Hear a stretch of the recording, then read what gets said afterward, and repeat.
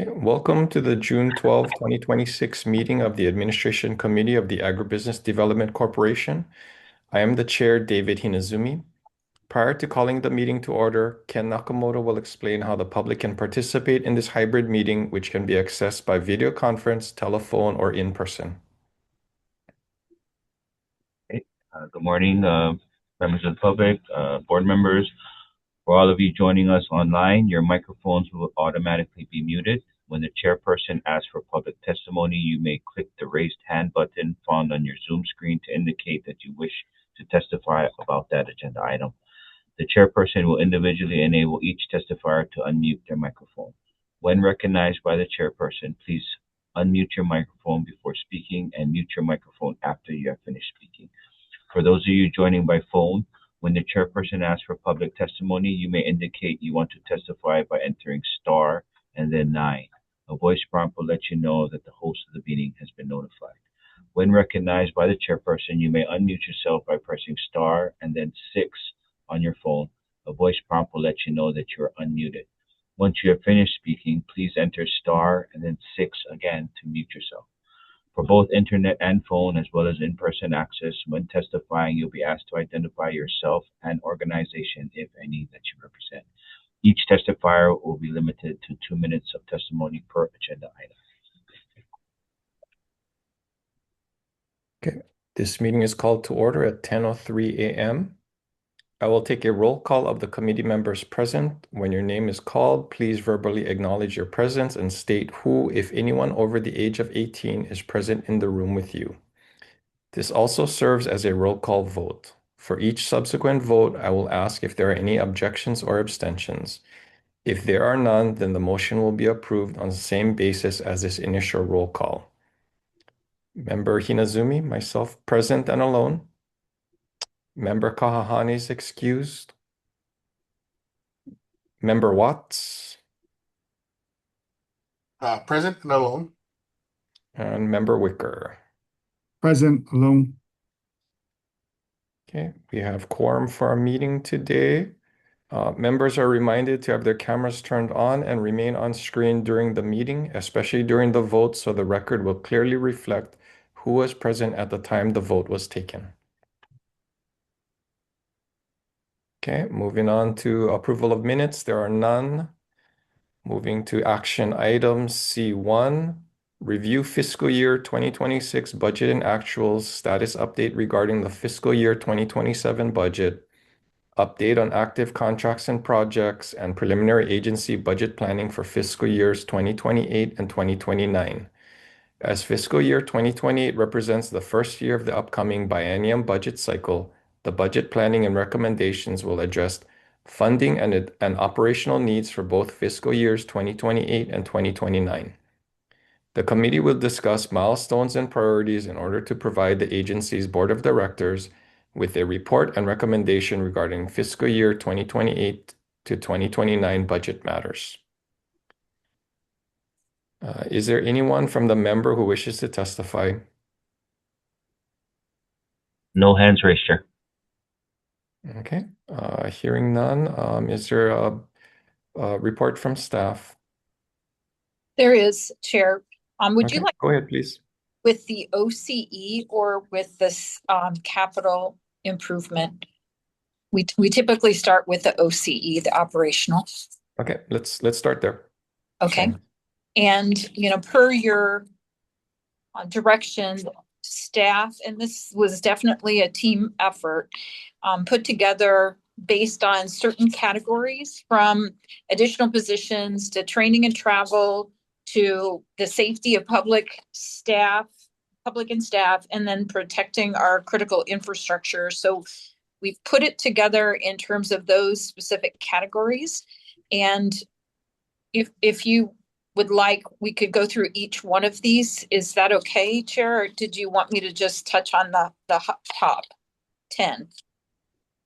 Yes, why don't we, we had a, we had a good discussion at our last meeting, going through these in pretty good detail. So at this time, yes, let's focus, across the board. what we think our absolute top priorities are, in order for us to now send this over to the full board, and we can let them know the process we went through to vet these items. Here's the top, and then we can still have further discussion with the full board, but at least we can focus them in, knowing what the agency's most critical needs are. So yes, if you can, kind of summarize, what you think the top request should be, and then we can discuss. Sounds good. So let's start with the operating. Chair. Yeah. Yeah, so just to echo, I think what would be helpful in the framework is, so Wendy, you mentioned three categories, right? I think you said travel, you had critical needs, and then I think it was infrastructure. Sorry. But if you can start like just a quick framework on the strategic plan, because what do you want to accomplish in the next biennium? Then break it down to how these budgets, because going through the operating, the capital, a lot of line items, so it's difficult. And I think to Chair's point, how do we prioritize that? If there are major deliverables that need to be done over the next 2 years, then it shows that in the budget what those priorities are. In addition to public safety and health, which we may have resulted from things we've experienced through Kona Low, wildfires, et cetera. That may help with the discussion rather than just go line by line. So then we understand the critical needs and maybe a tiered structure on what these requests are. Thank you, Deputy Director. That does provide some good guidance. Chair Watts, is there any additional guidance that you would like to provide before I start? You're on mute.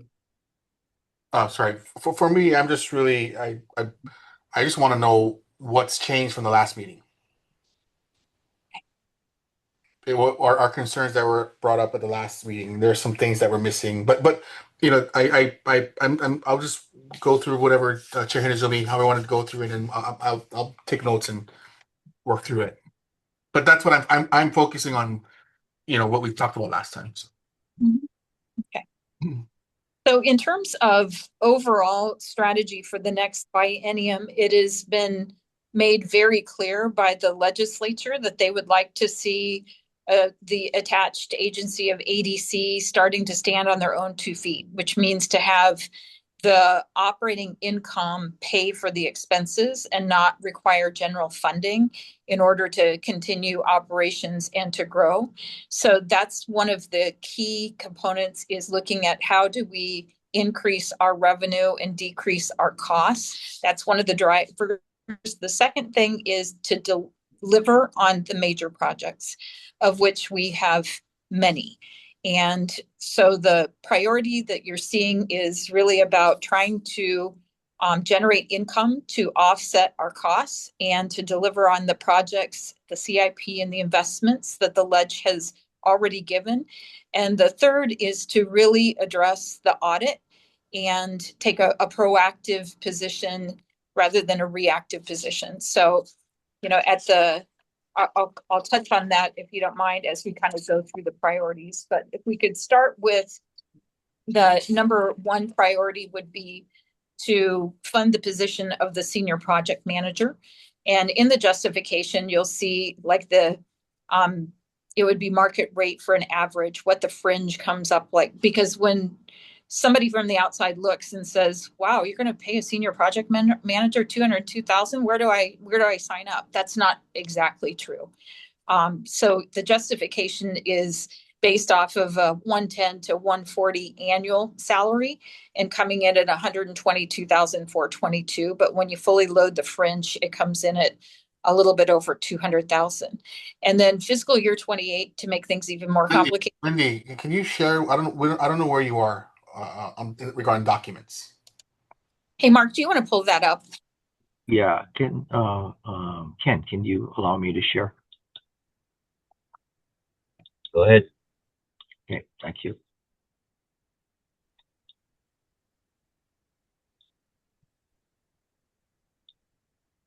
Yeah. Let me make it bigger. Is better?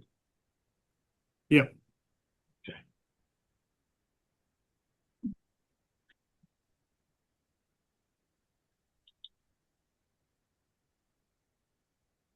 as we think strategically about how we can build our revenue base, having a senior project manager to get the projects across the finish line is very critical. The project manager is leading the initiative in terms of the HPP facility, in terms of some of the infrastructure improvement, in terms of, refrigeration, warehouse storage. So that is a key position in terms of revenue generation. And right behind that, the number 2 priority during, in the scope of the operations is the water system admin services manager. And in the justification, you'll see that we're looking at an average. Mark, can you scroll down? Oh, sorry. And Wendy, before we go next line item, just ask if any questions. I think just want to note what will be helpful in a future meeting is what the organizational structure, what's the org chart for each county as the portfolio grows. So what is the capacity of the org chart look like for Oahu? What does it look like for Kauai? Because you're gonna have to have like water systems, facilities, but then with this go back up to the position that we were just talking. Is this senior project manager under somewhat the admin, or is it under the Oahu portfolio or the Kauai portfolio? You make an excellent point, and I think one of the things we struggled with is we don't really have solid cost accounting, so that we could basically allocate how much of the time of a project manager is spent on Oahu projects versus how much time is spent on Kauai projects. And we've done some internal calculations, in terms of current projects and funding, and it's definitely skewed heavier on the Oahu than it is on the Kauai side of the fence. So I can get that for you, but I think it would lie under basically like admin, and then it would be managing both because you have, right, several projects on Oahu. You have a couple lining up on Kauai. We have FPINs managing their proof of concepts. And then later, if you need a project manager for each county, then we would justify that. Thank you. I think that that's a really good idea on how to break things out from an admin versus county perspective. And we can do that definitely moving forward. Does anybody have any questions about the senior project manager position? Chair, if you don't mind. Yeah, go ahead. Question I have, Wendy. So, this person, is going to be doing a lot of work on, it says here, expanding infrastructure and capital improvement portfolio, provide leadership, technical expertise, and project oversight, ag production, food security, water resilience, economic development. So I guess what I'm curious about is, did we ask the legislature for this? We have not ever asked for this. So this would be a fiscal year 2028 ask for an additional position. This would be. So but then you guys have it listed as so you guys are going to be you guys are asking, this is not going to be special funded request. This is going to be an actual budget request. It's A funded, so that is correct. Okay. Just want to make sure, because you have it in the fringe, but if it's going to go into if it's A funded, you don't need the fringe. Right. That stuff's only required if you're going to do special funds. If you're not going to do special funds, then you don't have to talk about all the additional stuff. Okay. Did that answer your question, Chair Watts, or? Well, I'm just letting you folks know, right? So like when you guys do like the budget, if it's a ADC special fund we're using, then you got to account for the fringe, which brings it up to 200,000 or whatever. If it's going to be a regular budget request of the legislature, it's just a salary. Okay, we can make that change. Thank you. The number 2 priority across all of the categories is, and it's on the next page, Mark, is the water. Wendy, sorry. Oh, can I make one more recommendation? What Board Member Watts brings up. There's the transition, right, of general funds moving to non-general funds. So if the senior project manager is to help with the oversight, kind of the bird dogging of these projects, then perhaps it should be non-general funded and we're just asking for the FTE. We would ask, well, it would be temporary because it is an exempt position, but then you could use a percentage of the project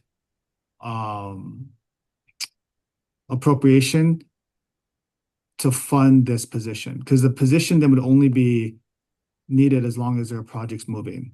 Mhm. So each project could provide a percentage, and this used to happen in past practice at the ledge level where the positions were funded through CIP funds because they were tied specifically to the projects. So I know that like when HCDA helps us with projects, there's an administrative fee that they dock to help pay for that service. So it could be explored this way too. Actually, thank you, Dane, for saying that because Wendy actually would have how I started when I was reading it. The reason I asked if it was going to be special funded was because I think a lot of what I'm reading here is exactly what Dane is saying. Is like it's really tied to kind of the special project growth. So we don't need it to be, I think, a long term position. And the reason I asked if the legislature, if we made a request of the legislature, was because I think it really should be tied to the projects. Mhm. I appreciate that background from both of you because we did not understand that that had been done that way in the past. And so we can frame things a little differently using your guidance. So thank you for that. Okay, thank you. Are there any other questions or comments in regards to the senior project manager? This is Mhm. Yeah, what Wendy, on this list, senior project managers two right now, and first is the project specialist. So Mm. let's not lose sight that that's an important, if that's an important position, the project specialist is support our current project managers, to let them be more efficient, and get to the the complex problem solving that they need to do for projects, and not just get bogged down in some tedious items. Let's make sure we don't lose sight of that. And then short of getting funded either through general fund or tied to a project that gets approved, just make sure we've got the ability to, if needed, to go outsource. It's not gonna be us. We know, we all, unfortunately we all know this. It's not easy to find employees. Mhm. So just making sure we, look at all different ways to get the help that we need to manage all the existing projects, and then also start being able to work on the future projects. I think Chair Hinazumi, that you are correct. It is hard sometimes to find, the skill that level that we need at the time needed. And outsourcing is certainly a very viable solution. And I think Deputy Director and Chair Watts's perspective in terms of tying things to the individual projects, that may frame things a little bit differently because the program specialist really is a key role, and that Chair Watts, the program specialist, would also be a new position. That's not something we've ever asked for in the past. So each of the things that we're talking about are new, but maybe we can reframe this based on tying things to the projects and the administrative fees. So thank you. That's helpful. The number 2 priority is the, if you can scroll down, Mark, is the water system admin services manager. And we consider this to be a key component of our future in generating revenue as we, hopefully consider the acquisition of the Dole or the Wahiwa irrigation system. We're going to need to be able to generate invoices for that, as well as invoices for East Kauai, invoices for Waihole. And, it's imperative that we have somebody who's managing not just the admin, but the safety, the procurement, and, operational support for the systems. So this is definitely a new position that would be tied towards, not only our current assets and being good stewards, but also protecting our people.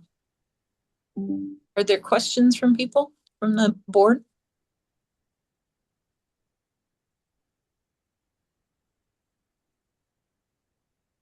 Just real quick, the salaries that you got though, how did you folks come to those numbers? So we did online research to look at Indeed and look at the different different positions to match what was in the job description that we had written to what was on Indeed. And I do know, but we don't have access. There are some different HR software systems out there that you can basically create a job description, and it will not only give you a range, it will also give, if somebody is in the 25% performing versus 50, 75, 100, it will give you a range of compensation to really help understand if you're in the ballpark or not. But have you folks worked with DBED HR and DHERD at all? We have in the past, yes. And I just would say you gotta make sure you guys do, because you gotta make sure these job descriptions line up too, right? We can't just create random things, right? Mhm.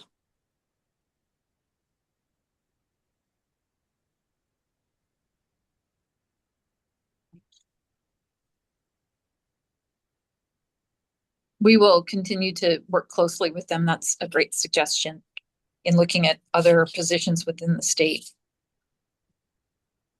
Does anyone have any questions about the water system admin services manager position?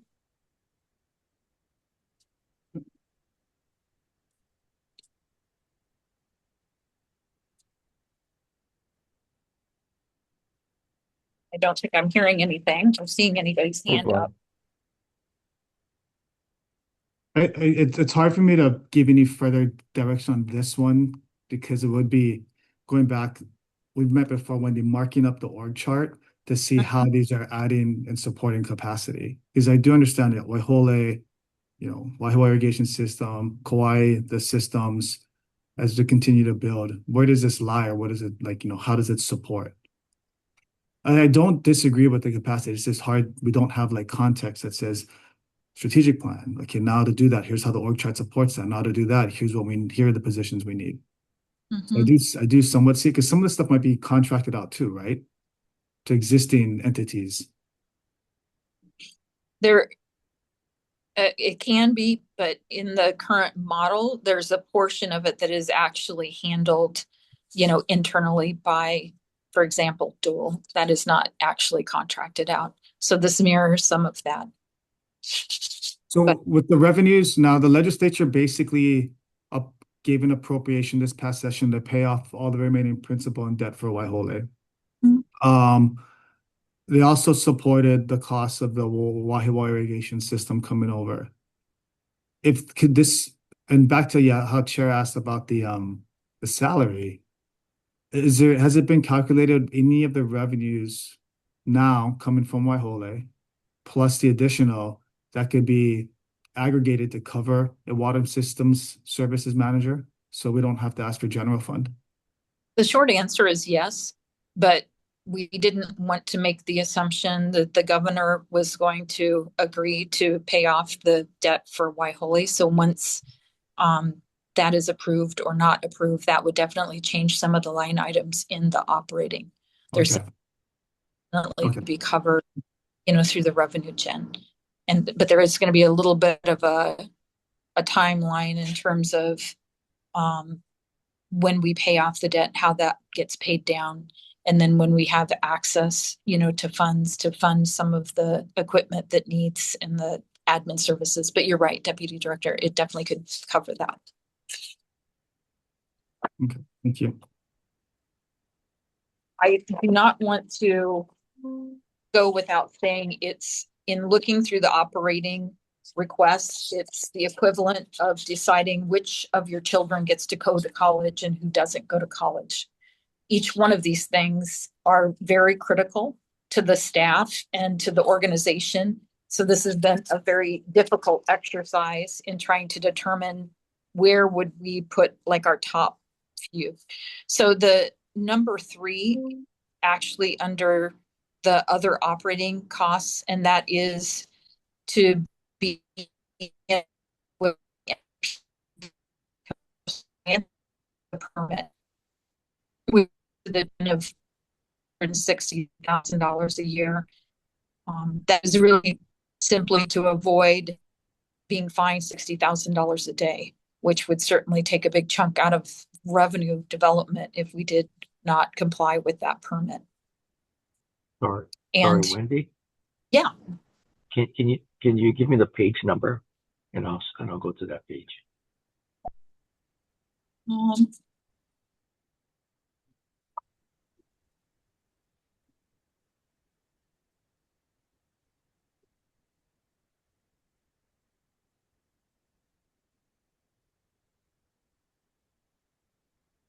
Is it the attorney to manage the NPDES? Page 52. 52. 052. Oh.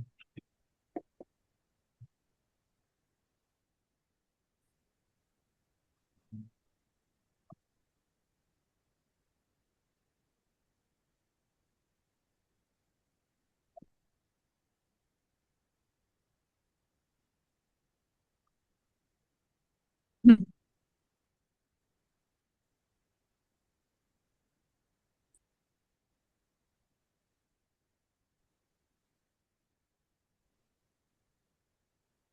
think you're frozen. The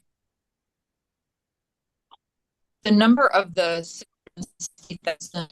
that could change downward if depending on the negotiations with around the coverage for complying with the and discharging relief from pump. So that Wendy, you're I don't know what's going on, but you're spotty.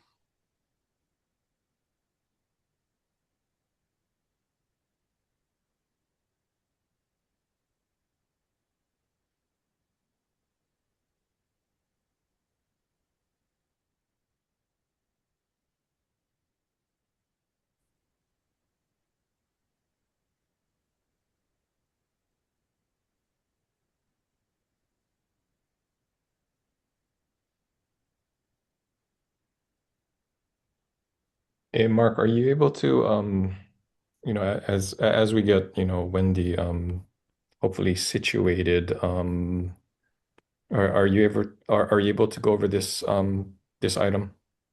The NPDES compliance. I Yes, think that's where she was on. Yep. Yeah. So I think what it was saying is the funding. We're requesting this funding as a we're hoping that this cost is much lower, but we're just putting it before the board to comply with the current requirements of the NPDES permit. There is monthly testing, and then there's reporting, and we know this cost is about $660,000 a year. That doesn't include fines or anything. This is just the testing that's required for the NPDES permit as it exists. We're hoping for a favorable change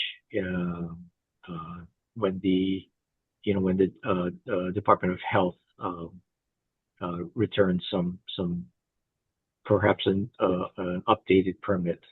So that's why I think she was saying that it might change. Hopefully downward. can you hear me? Am I back on? Yep, loud and clear. Yep. So are there any questions about the NPDES from the board?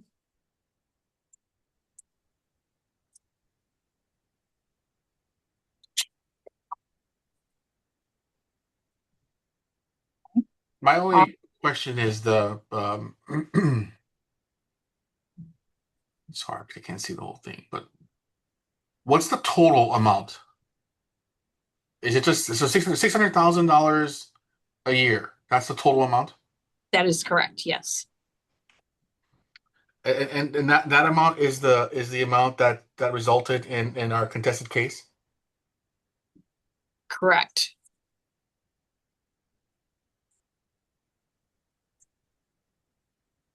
Okay. We can talk, further about the timeline. There's another date in the middle of August, and I know, I'm just trying to get an idea because at one point you guys were talking about like $12 million.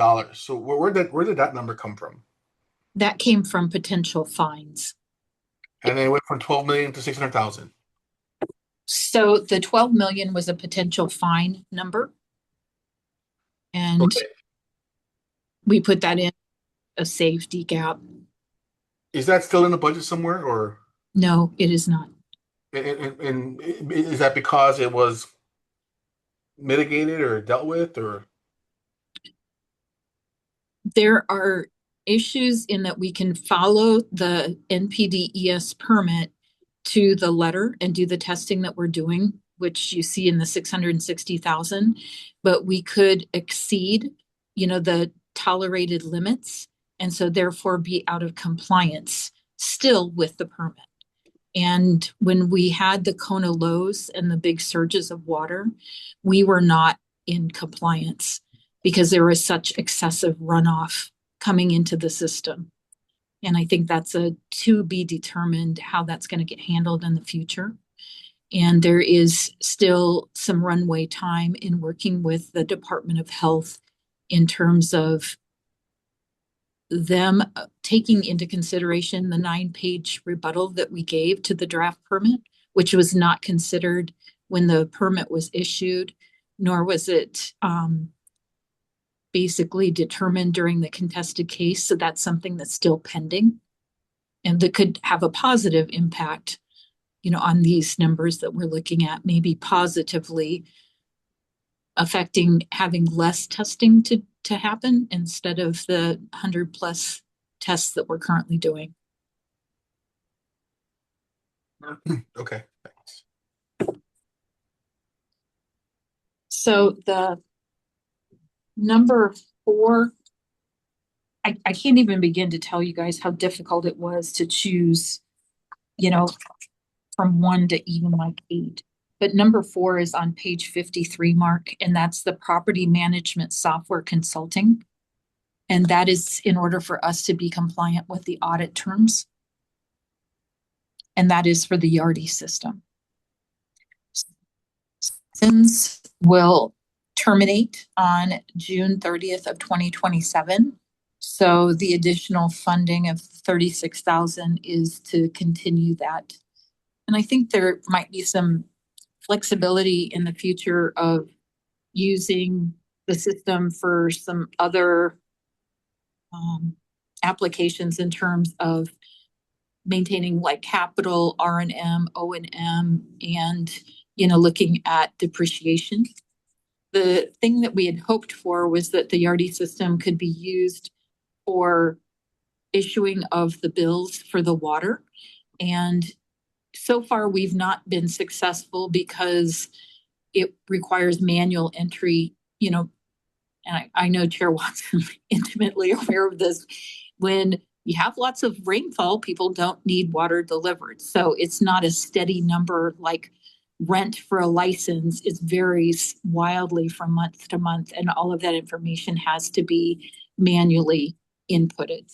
So we're just looking at, does that make the most sense economically at this point? And that may change with the acquisition of the Wahiwa irrigation system and some of the upgrades that they're having. So Wendy, I just would offer. Are there any questions about the Yardi? Wendy, I just offer some. Oh, I can't hear. There. What's that? Okay. Well, I think we can hear you, Member Watts. Okay. I don't think we can hear. Yeah, I just would offer. So this property management software consulting. This is a person, or like you're trying to get a person to do this, or this is No, it's an actual software. okay. And this software, I would just say offer like and a lot of large companies have this problem too. Is the synergy between all these different software systems. You guys are you have all this stuff out there, and you want to make sure you're not wasting money in duplicative things, right? And so I just want to make sure everything is complementary, and it's not like you're adding on all this stuff when you can um you know what I mean, like you can make sure it's all complementary, not we're not just adding on additional functions to something that might be already doable. Your timing couldn't be more perfect with that comment. Last week, the staff attended the electronic financial system, and it's basically an enterprise financial system that is being put into place. And they had identified over 214 different systems that were exactly what you were saying. They're operating in parallel and they're duplicative. And we specifically asked if with the new platform, Yardi would go away and that we would no longer need to be purchasing Yardi. And in the meeting, they looked it up and said, no, there are 53 systems that are going to continue needing to be done.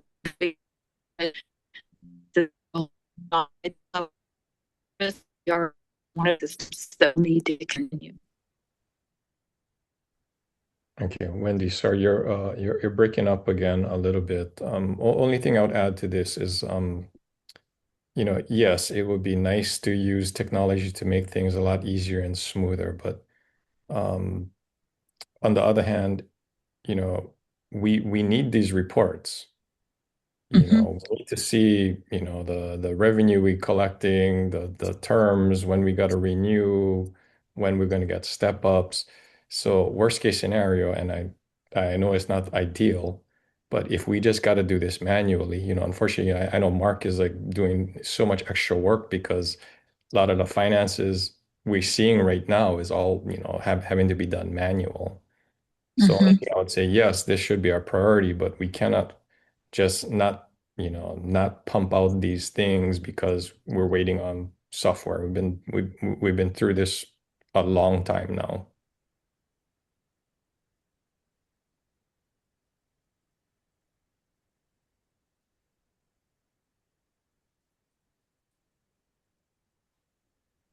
I think there are certain reports that easily can be generated through Yardi, and then because we're operating with multiple systems, that is the additional work, is pulling from multiple systems in order to come up with basically management reports. And one of the things that we learned is the existing enterprise system is 55 years old. So we're working with a 55-year-old system to pull information. It doesn't generate reports from the operational system within the state. And, that is one of the disconnects. Is there are, we have Datamart, we have Famous. They don't necessarily tie into Yardi. They are operating independently. So we have to pull information from both.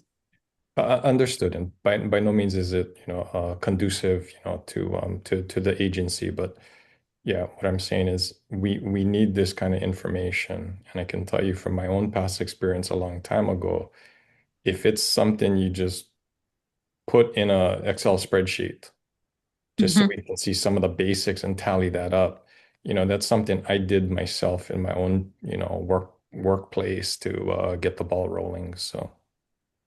Okay.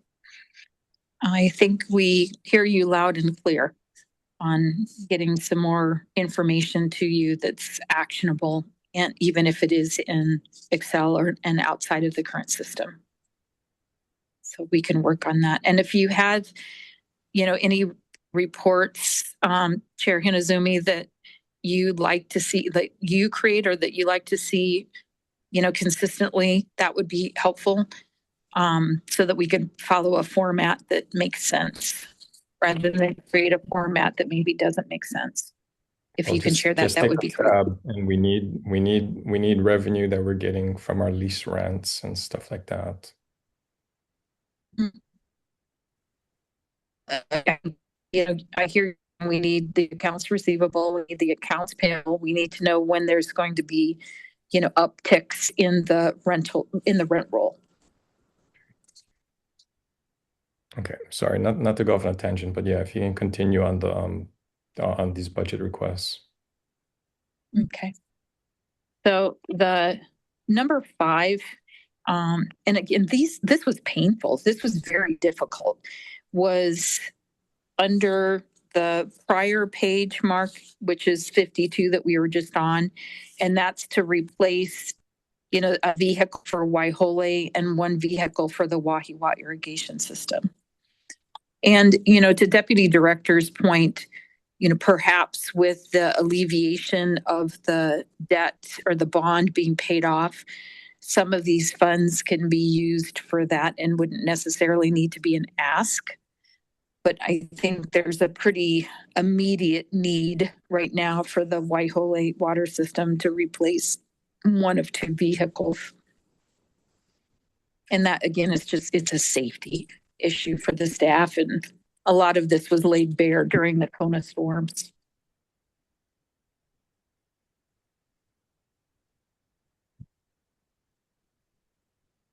Those were our top in this category. And that was number 5. Number 6 was actually on page, it's the training for the staff and travel.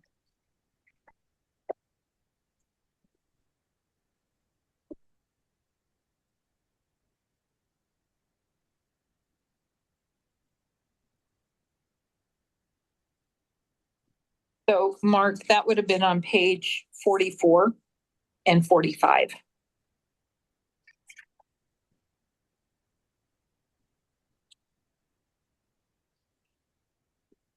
The reasoning behind making this a priority is we need to invest in our staff, everything from having them be able to do the jobs that they are currently assigned and to oversee the projects on multiple or in multiple counties. And in addition to that, to be able to attend some professional development conferences. And that's one of the things that I think, Chair Watts has been very helpful in saying that's kind of a critical component is, looking at conferences and looking at professional development.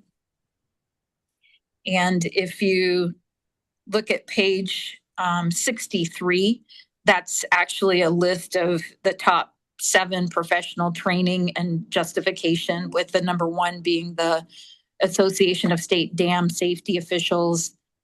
Number 2 is the Society of Dams, all the way down to number 7 is a Specialty Food Association show. And these were things that we had researched, but there are things that maybe you as board members are familiar with or would prioritize differently amongst this list. But investing in current staff and their professional development so that we can retain the staff, so that we can deliver the projects, is really key. So that's number 6. Does the board have any questions? Yeah, Wendy, you touched on this last time, and yes, supporting staff is, is definitely a priority. You talk about professional development, and we need to focus on what it is. If it's using Yardi, if it's using other programs, whatever it is, that's what the priority should be. Yes, conferences can be very informational, but I'm looking at this at just the most basic level, and that ties back to the additional positions we're asking for. We're asking for these positions to help with this and that, and let's make sure that's the focus. Whatever skill set, use of programs needs to be developed. Let's focus on that. Yeah, Chair, if you don't mind, just to reinforce that. Yeah, Wendy. So when I say conferences, that's kind of what I'm talking about. If there's trainings associated with Yardi or whatever kind of, or there's trainers out there that could help the staff master these systems. Other things that in my opinion, should be considered is like PMP, project management professional certification for the staff, things like that. That can help them build their individual skill set toolboxes, etc. Not just going to conferences and for whatever reason, conferences are good, but I think what we're kind of dealing with right now is basic is just I think building the skills to kind of compete with the private sector too, because the ADC is in a very strange place where it's a hybrid. It's part corporation, part state agency. So, like I would support people that can, go in and get PMP certification and the state paying for that. So that's kind of where my mind is. And then I think like if you go back to that list of conferences, I think to the deputy director's point on just like the project manager position, some of these conferences we should be packaging with those specialty projects because like the School Nutrition Assistance National Conference, that's something that's very specific to probably one person in ADC. That comes with a legislative directive. And so I think we wanted to make sure when we're talking budget, we're also talking to the legislature about cost that may be associated with that position outside of salary. We really appreciate that suggestion. That makes a lot of sense. And that definitely helps, the individual projects. I think, in terms of like the dam safety and the dam conferences, we have very little technology that we're currently using. And there's certainly opportunity to use technology better to keep our folks safe and to reduce some of the labor costs, but we've never explored that. And in the history of ADC, we've never really had a line item for professional development for the staff. So the staff really appreciates the support from the board and encouraging looking at this, for the first time. That's not lost on the staff. Right. So I think too, when you talk about professional development, though, right? It's important that it's professional development. It's not just going to a conference.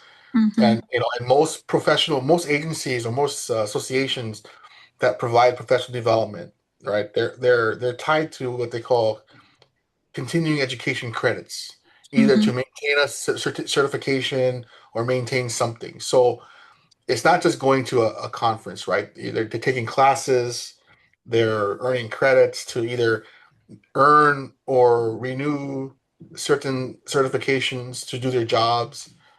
So I just we want to be very clear with professional development and conference travel are kind of not always the same thing. Mm. Okay. No, point taken. If there's nothing else on this item, then number 7 would be the board of directors training and travel. One thing to note just to that and listening to the other board members.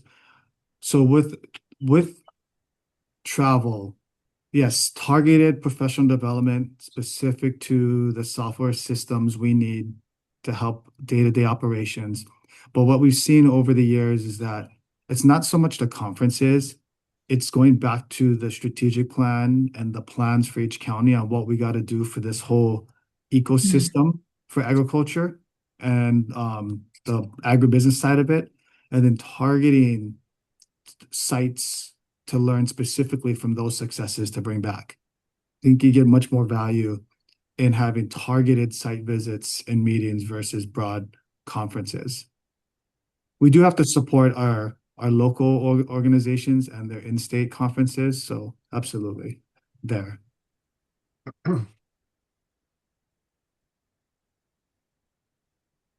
Having been to some of those site visits with, the board members, specifically Chair Watson, Deputy Director Wicker, you're right. When we do go to some of the sites that are actively doing, similar projects, there is certainly a cost savings because they're very forthcoming in what's worked and what is not working. And that can save us a lot of time and money. So we can certainly go back to recrafting the budget within this category to include that. Are there any other questions or comments for this?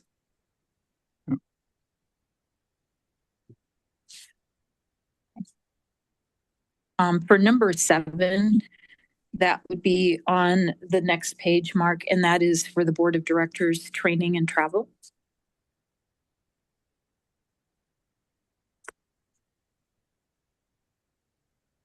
And I think the staff has really appreciated Chair Watts's suggestion of traveling to the individual counties to make ADC more approachable, more available, and to get feedback directly from the stakeholders has been incredibly enlightening, not just from the strategic planning perspective, but, also in how we conduct, business within the individual counties.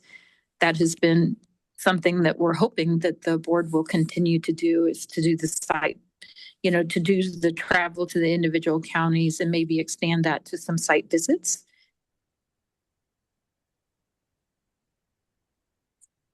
Well, I just have one thing. I think to build on Dane's comment, Wendy, back on more on the staff side.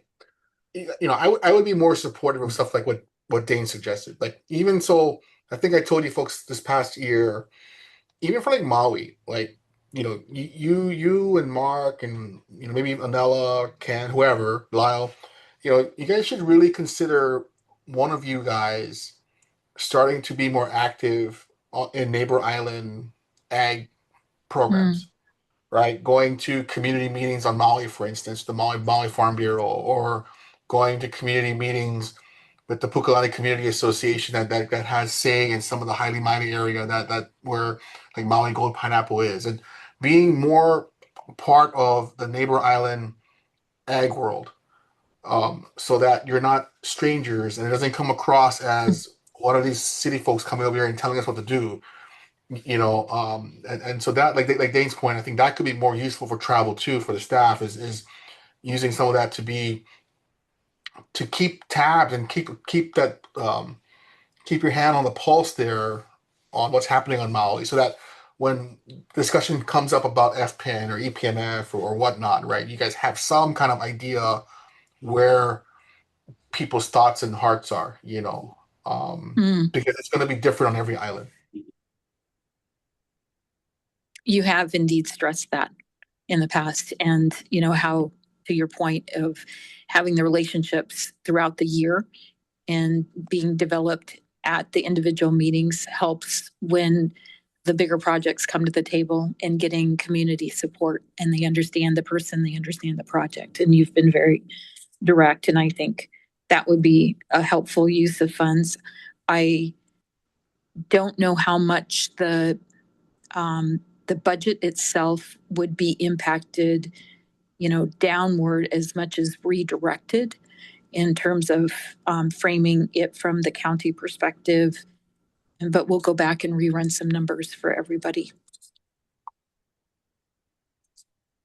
But I don't think it's going to be grossly like half or grossly. Oh yeah, I don't think it's going to be anything crazy. But I just think that if I had to choose between some of the conference travel and what Dane and I are talking about, I think I would choose this, because the relationships, the on the ground relationships with the people in this ag world are very important. Even the community in general, right? I mean, you want to know what they want, what they need, what the priorities are, what's working, what doesn't work. I mean, even in places like Maui, right, where Maui already meets the 30% minimum on fresh fruits and vegetables in the schools. So local, right? So making sure that we could reassure the community, the DOE, legislators, that what we are proposing or what's being proposed is not going to disrupt. It's here to help grow, right? Because we want to reassure them that we know that their systems work, and we're not going to know that if the staff doesn't have the time to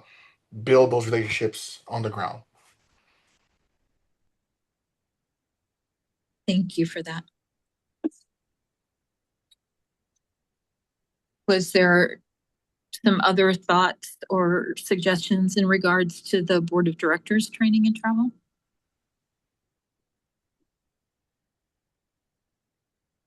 No, I think that's fine. That's okay. So those are kind of the top. I mean, checking the Zoom. I'm sorry. I'm just, in my mind, it looks okay, but I'm sorry. All good. All good. Thanks. Okay. that was kind of the top 7 priorities. And again, that does not negate from every one of the other.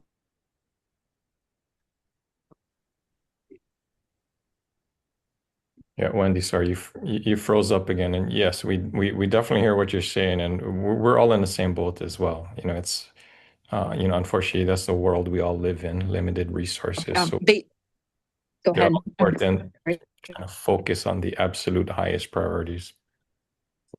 Okay. Wendy, Yes. Maybe because we're having connectivity issues, maybe turn off your camera and just use audio. I think that's okay for you to provide the report.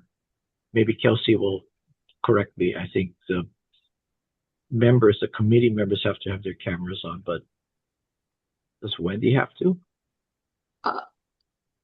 Mark, I think it's better for Wendy to have her camera on, especially because she's presenting and this is a public meeting. I understand, the data issue, but okay.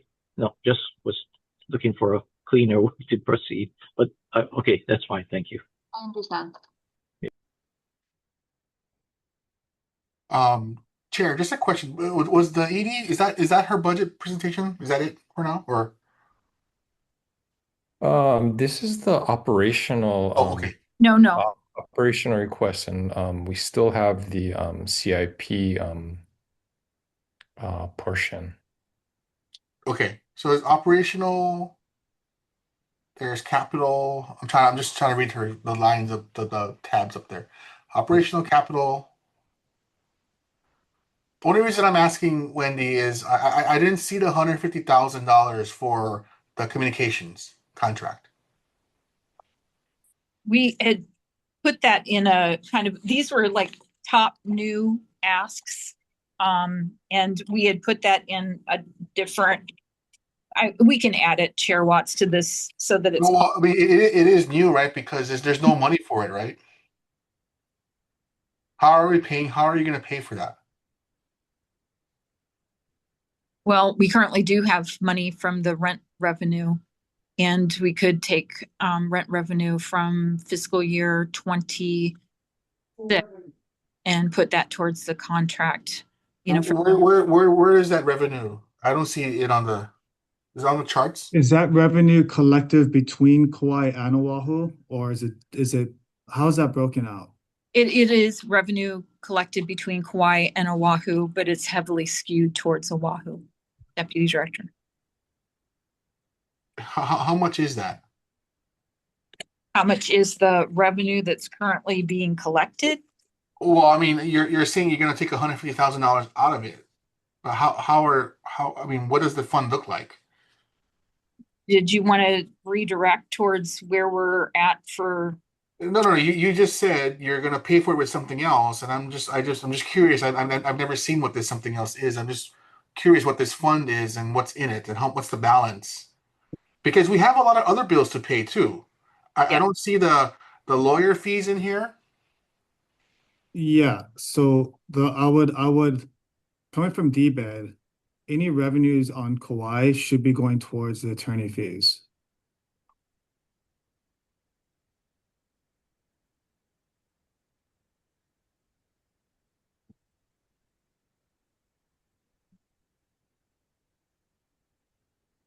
I think somehow there needs to be some way to weight how much PR is being done per each portfolio to help with equal distribution for now because of all the other competing needs. Mm-hmm.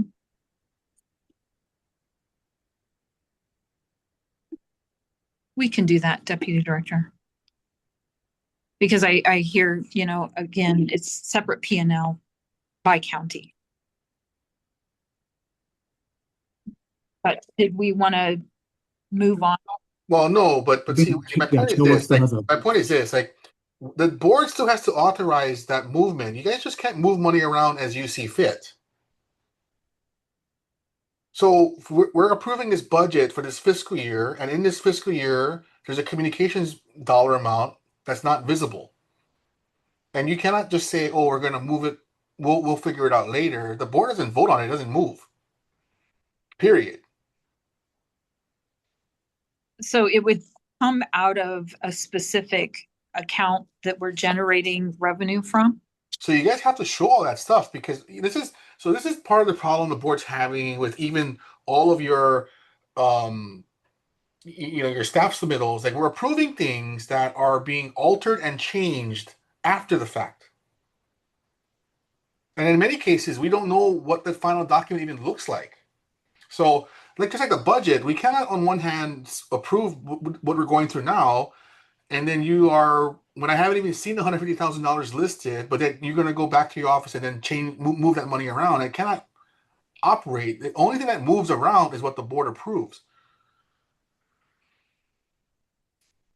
So the way that the accounts are collecting revenue, the revenue is really split into two different revenue pots. One being the revenue for Waihole, which is 325. And, we have very little PR that goes against that. And then the other revenue is, being placed into I'm putting under 312. And the 312 is not broken out by Kauai and, Oahu. Like right now, I thought we were working on the fiscal year 28, but we person go back into that. So I'm just going to open up a different category on a different page. So do you want to just abandon, do you want to move to fiscal 26 or do you Well, want? I guess what I'm trying to say, Wendy, is if it's not on this list and we vote on it today, then how are you going to pay for this conduct, the PR contract? Like I guess like I don't like things being hidden in things. I want to see a list of all the things we're going to do in 2027. I want to see a list of all the things we're going to do in 2028. Like we need to know line by line what ADC is doing. Because my issue is like I'm on the evaluation committee for the PR contract, and why I haven't submitted my vote yet is because in my mind it's not even paid for, it's not even authorized. So you're asked, on one hand, the staff is asking people to vote on a PR contract that hasn't even been authorized to be paid by the board yet, or we haven't identified where those funds are going to come from yet. So that's what I'm saying. Like, I mean, where in the budget, and how are you paying for that? And then you said you're going to use some kind of fund, and then now it makes me kind of have another question about what fund is this and what money are you taking it from? And I'd like to know what the health of that fund is. Because we have other outstanding bills that are asking other agencies to cover for us because we're saying we don't have any money. Mhm. Right.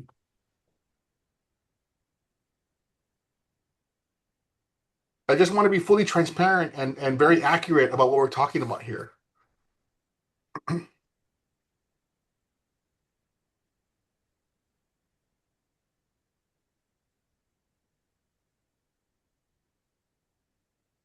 So we can come back with, what you're talking about, which is looking at the 161 and our 312, breaking out what percentage we think the PR will be associated towards Kauai versus Oahu versus, for example, Maui versus, for example, Big Island.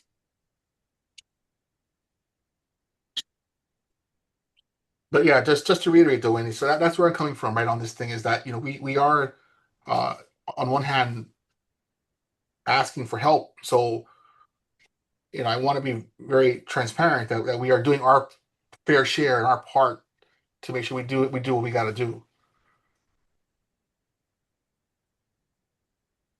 Especially like our, especially when it comes to bills that we've generated, right?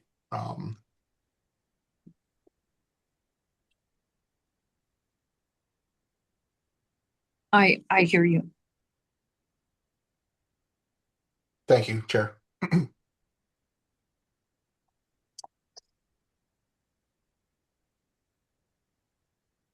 Chair, did you want to go back to the 28-29 CIP? How did Yeah, I tell you what, why don't we touch on the top request in that, and then we need to circle back to what Chair Watts just talked about, that looking at the fiscal year 27 information, there are those tables, and we're gonna need to see those same tables for 28, 29. It's exactly what Chair Watts is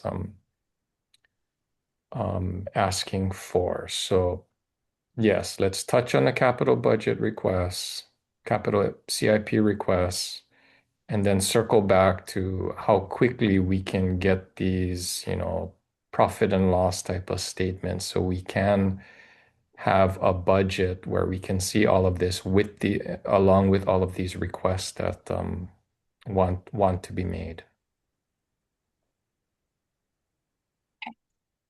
Okay. So if we could maybe redirect to page 64, Mark, which is the first page of the CIP.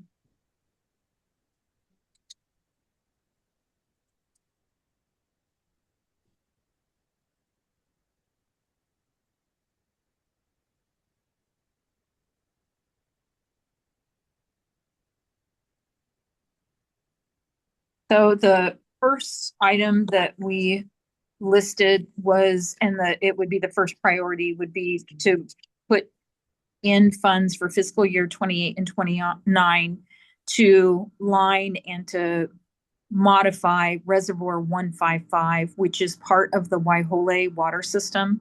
It is considered a high risk dam. It was one of the places that we needed to provide 48-hour monitoring on the hour.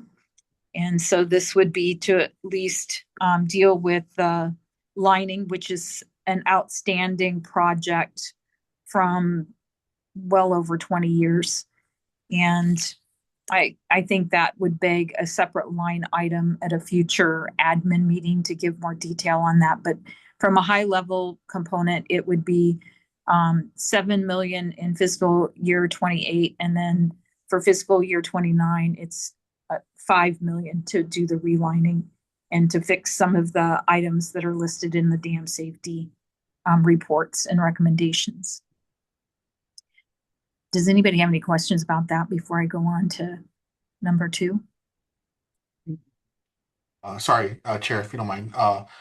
Wendy, so I think to Chair Hinazumi's point too, so like even these things, and just to kind of give you an idea where my head is at, I guess we're trying to get to like, okay, if we were to strip away any kind of one-time legislative grant or capital project funds, like what is the true profit and loss baseline for day-to-day operations, right? Are our land leases and water delivery fees actually covering our responsibilities? I mean, I guess that's what we're trying to figure out too, right? Like, and because I think in one of the other tables, and I was looking at just the basic math on it, I think Kauai is running a deficit because of the PDS compliance. Correct. So, and then Oahu's land revenues are kind of propping that up, it seems. So I guess what we need to know what like our long-term plan is going to be, to fund these, I guess, regulatory liabilities or whatever you want to call them, without kind of burning through all of our operating cash or whatnot. So that's where my head is at.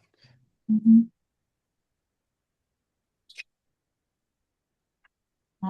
If I can reflect what I think I just heard you say is, if we stripped away the ledge, funds, what is the true P&L? More importantly, what is the gap between what our revenues are and our expenses, and providing that information to the board, as well as a plan for how to shrink that gap and how long it would take and what I think it's a little bit, but I think it's important to, without that, you can't get to the reality of ever being self-sufficient, right?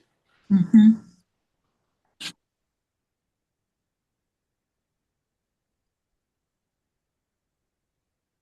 But I think it's also important because even as these projects on your current sheet, the CIP projects, I think that this will help not the sheets, but what I just mentioned it helps us provide the right guidance to legislators when we talk about projects, because they got to know the true cost of these projects. You know, it might look good in this spreadsheet, but it's actually going to burn us in the end on the operational reality.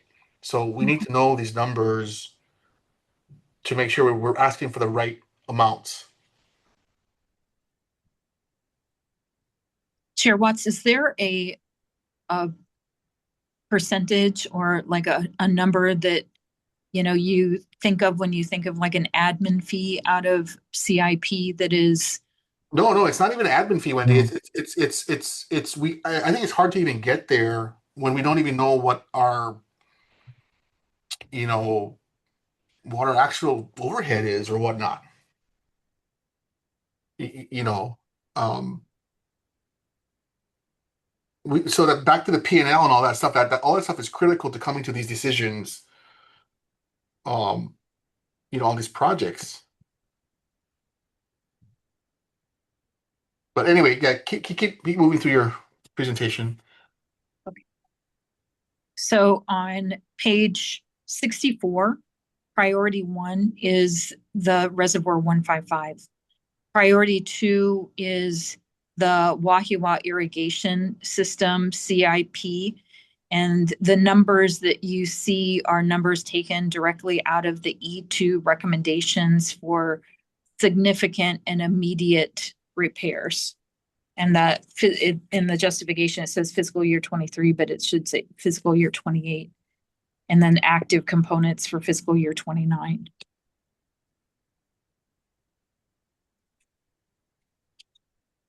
The number 3 is the East Kauai irrigation system repairs of $5 million in 28, $5 million in 29, and that's based on the what was the Hawaii Department of Ag, which is now DAB study.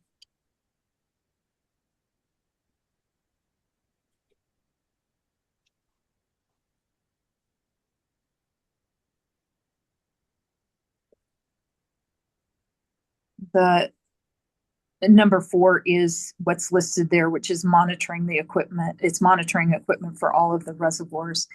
And, you know, that's really prioritizing what we've heard the board say in terms of being more transparent in terms of what is the water level, and especially during, you know, the times when, you know, we're dealing with Kona storms, are we monitoring the reservoirs appropriately and being able to provide that information not only to the public, but also to CWRM? Are there questions about 1 through 4? And I didn't pause and allow you time. Yeah, sorry. I just a comment. I think this which relates to this and to the staffing page. Are you folks working with DAB or DLNR on like, can they help with some of this stuff, or can ADC JV funds to them to work on some of this stuff? Are we looking at those kind of options as well? Because they do have engineers and other stuff too. So we were primarily looking at outsourcing, you know, to a third party, not necessarily DLNR or DAB. Okay. But we can certainly look at that. I think. No, I'm just asking what you know, what you guys are doing. So thank you. So the number 5, and it's, again, this is so hard to prioritize, but number 5 would be on page 67, and it's basically coming up with some kind of a design for new space for the Oahu folks. I think, you know, some of you, well, I'm pretty sure all of you have seen the ADC offices, and we do not have any windows and are on the internal part of a floor. And in the spirit of taking care of our staff and providing a place where folks want to show up for work every day, that is like a number 5 priority. I know that sounds pretty far down the list, but that is definitely one of the top priorities. And then on number 6 is actually on page 66. And that's the top, which is to provide electrical power and a data connection to the bot well. That current well runs 24/7. It has 24/7 security, and it is being fed from a diesel generator, which is certainly not cost effective.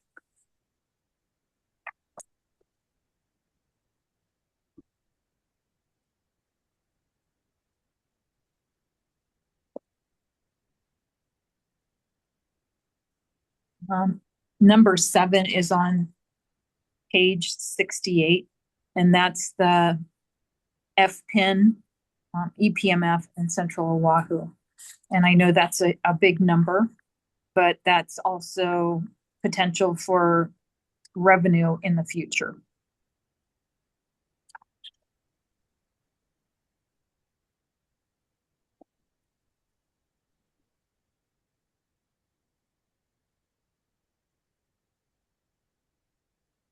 Chair Watts, I see you staring intently. Do you have a question or a comment? Yeah, why number 8? Why is there $50 million for Big Island? Are you on? Oh yeah. Wait, we don't even have the proof of concept for that yet.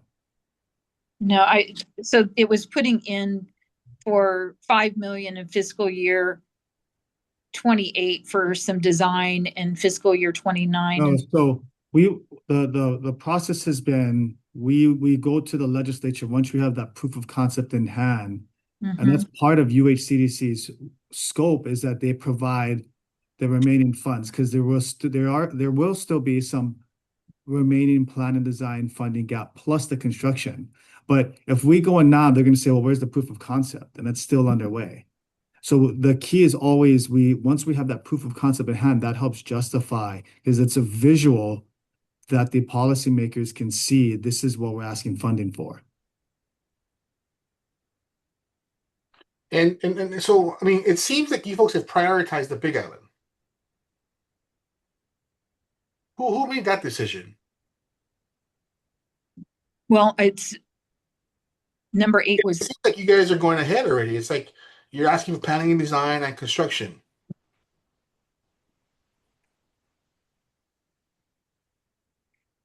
You folks already identified the land? You have land for this already?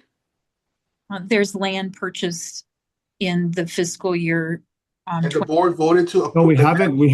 haven't purchased land, because we still have to wait for that funding to get released, and we still have to true up the three requests that the legislature put in.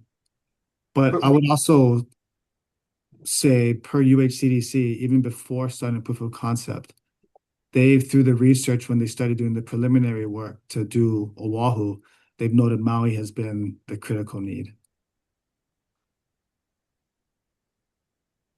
So I guess to Deputy Director's point, I'm trying to figure who's prioritizing this, because the method that I always thought was Oahu, Maui, Big Island.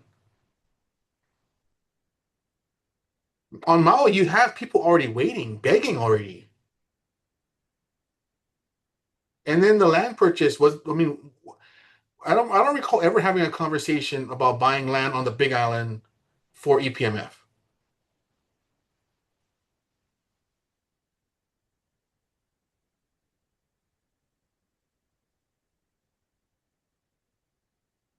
The board has not had a discussion about buying land on the Big Island for EPMF. There have been bills in the past legislative sessions, and there is a $10 million line item for the purchase of land on the Big Island in fiscal year 27.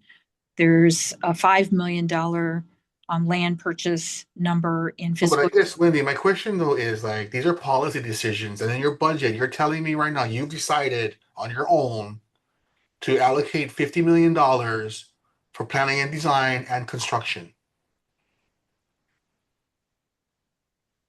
Like, who's making that decision?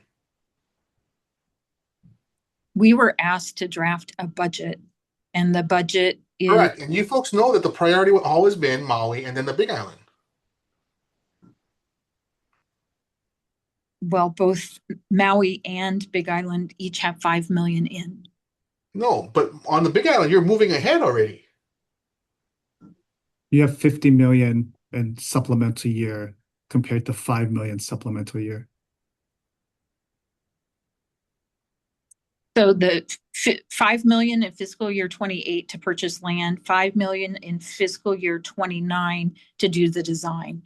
And then the build would happen in fiscal year 30. Yes, Wendy, that's my point though. In item number priority number 8, which is if you even have it listed as a higher priority than the Maui one, you're saying in 28 you're going to spend $5 million, and then 29 you're going to spend $15 million for planning and design and construction. Maui is just a discussion.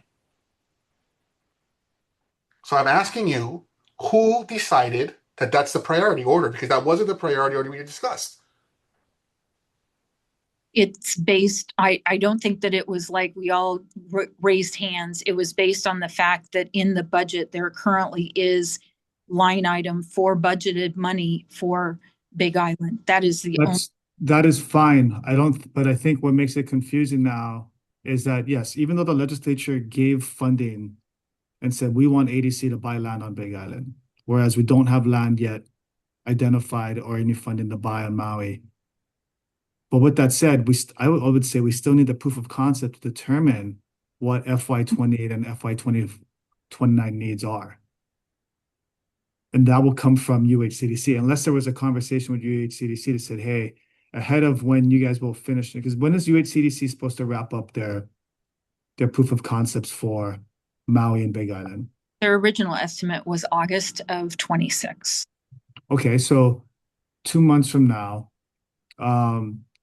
are these placeholder items that they have shared, or these are just arbitrary, pulled out from what source? Are you asking about where the numbers came from? Yes.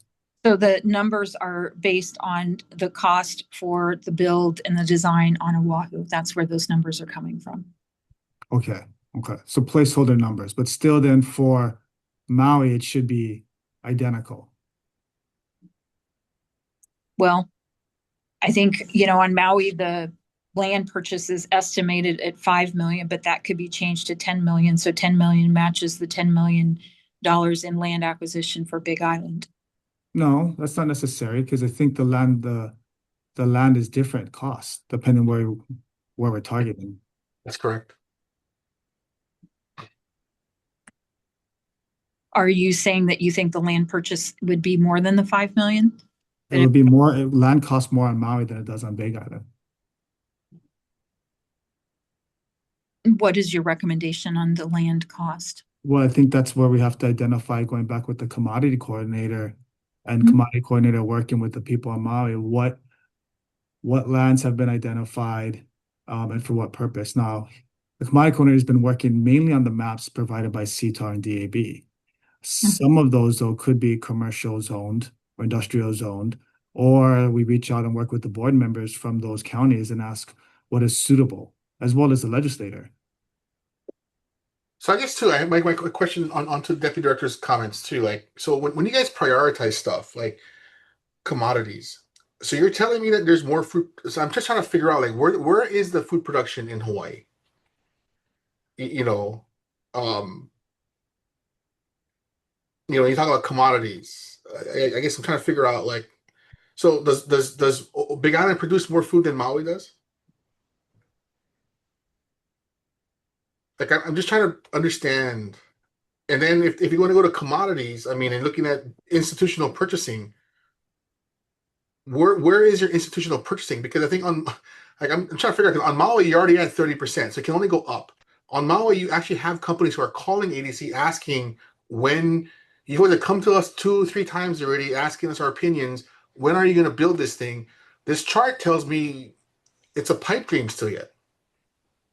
So what I'm asking you, Wendy, is that as the executive director of ADC, what are you prioritizing? Because what you're telling the people on Maui and what this budget looks at is two different things.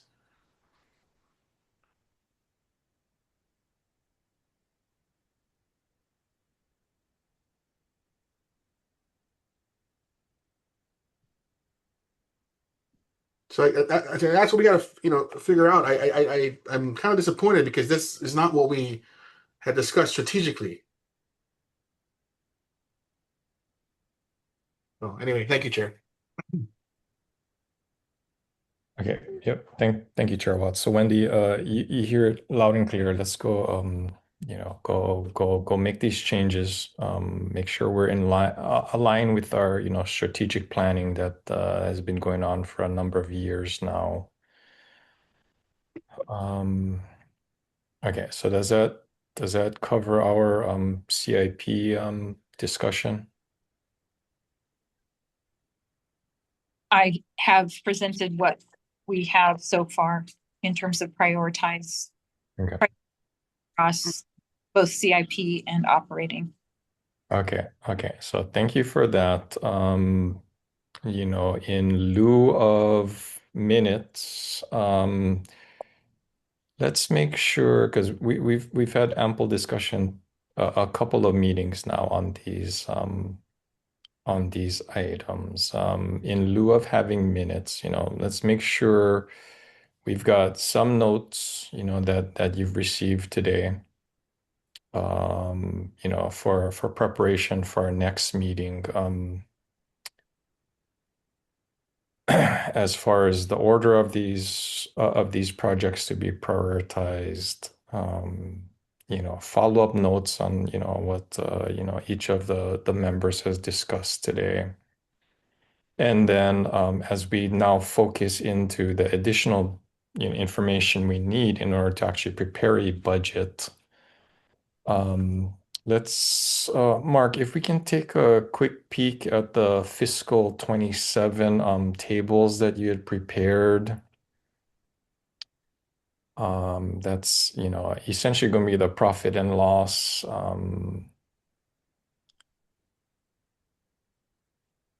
to help us develop what the budget should look like for 28, 29. Yeah, thanks, Mark. It's those. We'll need to see that as well. So, you're able to prepare for 27, so please prepare for 28, 29. We can take a look at that along with, the priorities we just discussed today, amongst all the categories for both operational as well as CIP. So can we get to this, can this get turned around to us in about I don't know, maybe about a week or so? We've got another admin committee meeting in 2 weeks on 26th. And then Chair Watts, we might need a special meeting in July because our target previously had been to be done with administration committee by now in order to get this over to the full board in this upcoming June meeting. People need time for that initial discussion and then come back with final action in the July meeting in order to get this up to DBED by end of July. That's always been the time frame we had from back in November. Okay. Things fell behind and we are where we are now. So what I would suggest is we come back in 2 weeks.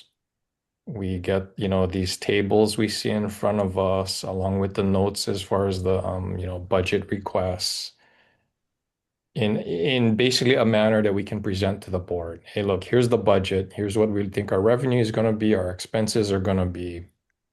And then we, ideally board will be able to see it twice, once initially again, have some discussion, have some time to digest and come back a second time for a final vote on the budget. Okay, so the DBED deadline is end of July. Yes. Okay. To your question, Chair Hinazumi, I think that is achievable to have the information realigned for the March 26th admin meeting and for the submittal package ahead of that.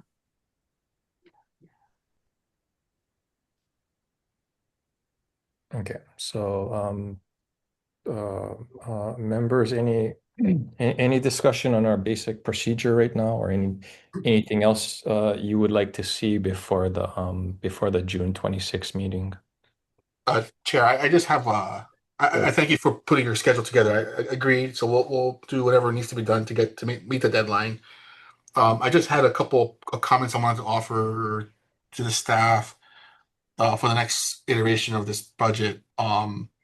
So Wendy, I think it's important to identify our liabilities, right? So, yeah, we have stuff like the $150,000 for the communications contract, which you guys are going out to bid right now.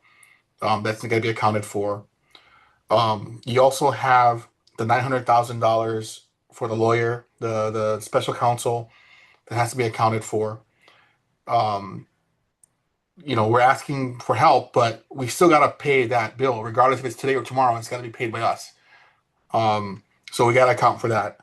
And that number is just what it is at right now, right? I mean, I don't know if it's going to increase in the next several months or whatnot. So you got to account for that as well.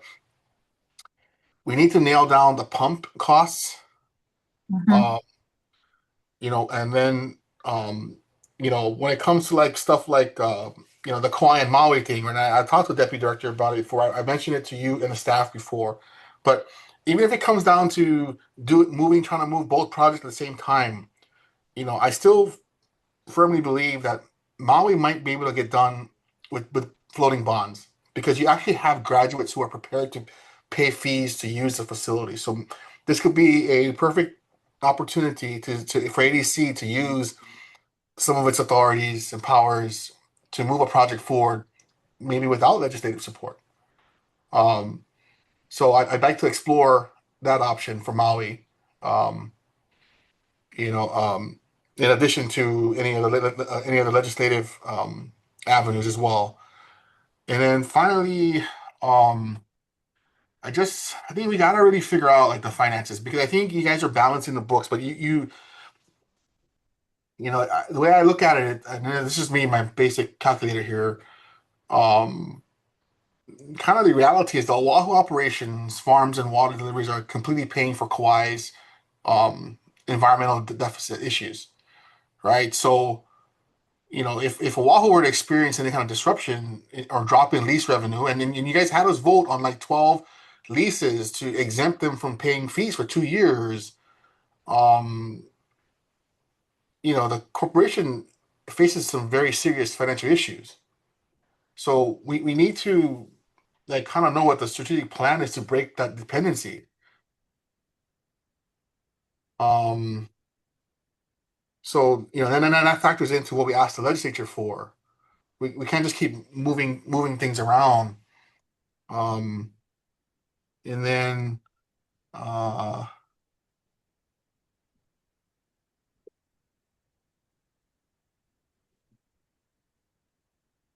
I think that's it. Thank you, Chair. Thank you. Any other discussion?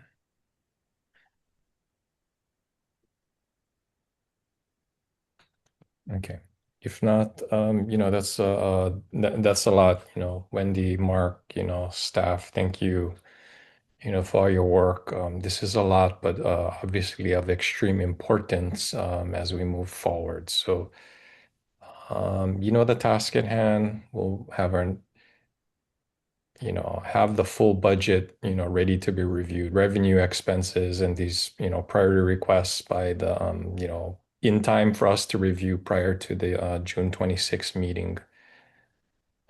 Because we're going to want to wrap this up come June 26th so we can get this in front of the full board. Sorry, Chair. One more thing. But That's fine. You just came back. Wendy, do we know when the last time we went through a financial audit? It would have been the 2019 audit that we did. And No, that cannot be because the auditor said ADC's books were not auditable. I have to go back and check and I will get back. I think one thing we got to look at, Chair Hinazumi, is for this budget to request a financial audit too. okay, yeah, thank you. Let's go. Yeah, we'll look to get that financial audit rolling too then.